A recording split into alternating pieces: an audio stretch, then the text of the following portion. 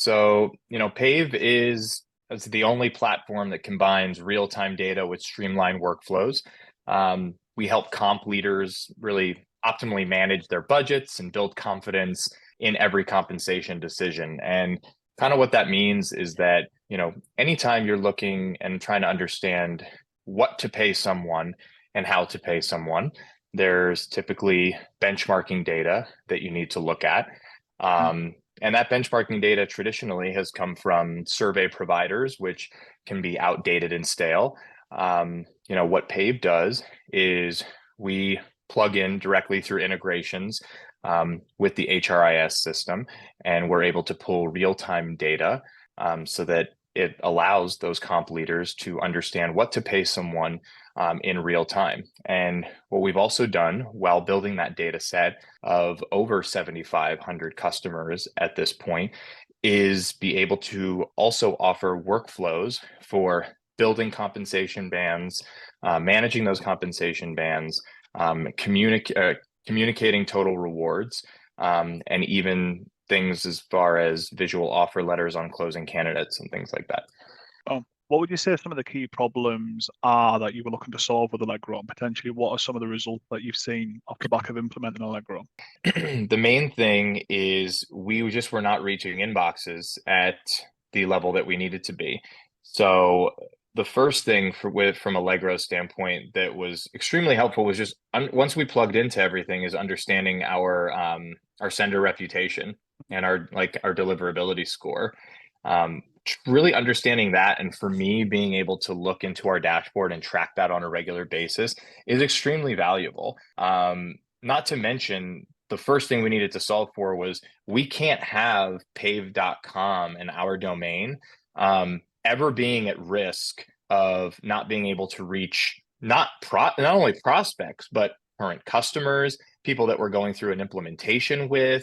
You don't want a CEO or one of our VPs trying to communicate with a board member or someone important and their emails not being able to get through. Like, the worst thing you can do is have an email, have a domain that's infected because you've done poor outbound messaging in the past. So the first thing we did was making sure that we had the subdomains set up. And if you're going outbound as a sales organization or a go-to-market function, you probably should be using a subdomain in most situations, because it not only protects your main domain, but it gives you the ability to warm it up properly and make sure that you're reaching inboxes. No, that sounds great. So kind of having that visibility and being able to monitor all of that. So I know you guys were one of the early adopters for the safety net. Any feedback around that in terms of how that helped the team in general? Well, the first thing with the safety net is you don't know as an SDR or an SDR manager whether something is an at-risk inbox or something that's not going to get delivered until you already send a message traditionally. So that's difficult because you're kind of flying blind when you're trying to send out emails in any type of mass or any type of volume. So what the safety net allowed us to do was not only build in some automation around, hey, if we send something out and this inbox has, marked things as spam in the past, if it's high risk, maybe, that email address has been turned off. It gives us the ability to pull something back or hold it back automatically. That's extremely valuable, because then we can go take a different approach and say, okay, maybe this is, a call only sequence. I wrote this great messaging for this outbound email. I can probably utilize that in a LinkedIn direct message or in mail now. The safety net gives you the ability to change up your strategy in real time without putting your sender reputation at risk. Oh, that's fantastic. It's great to hear the team using it as well. It's fantastic. That's pretty much everything on my end, Paul. I mean, is there anything else top of mind, anything you think is important to mention based on how we've worked together and how you utilize in Allegrow? Yeah, I look at Allegrow twice a day minimum. Once in the morning, once in the afternoon. It's something that I build into what my reporting is on a monthly basis for the performance of the SDR team and the outbound motion.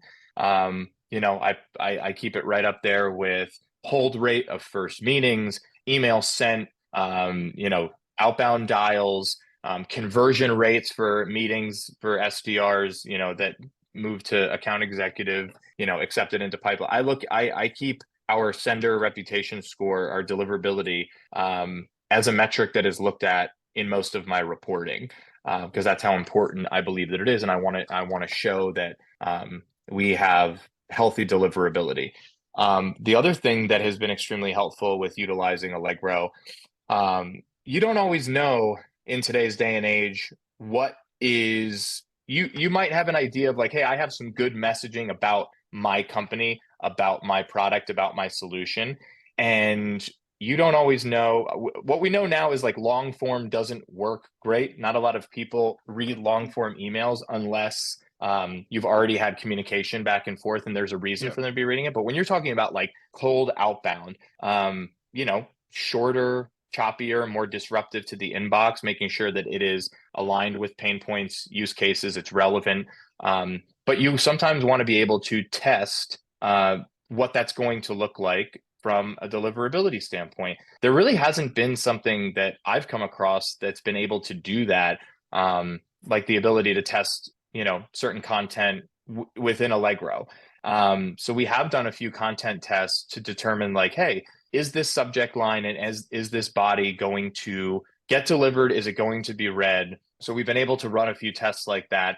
And it's really helped us because we've then been able to take the findings from that and say, okay, it's pretty even. That we can probably go with either one, but there have been some where you look at it and you're like, hey, there's a little bit of a discrepancy here. We should go, from this A/B test, we should go with option B.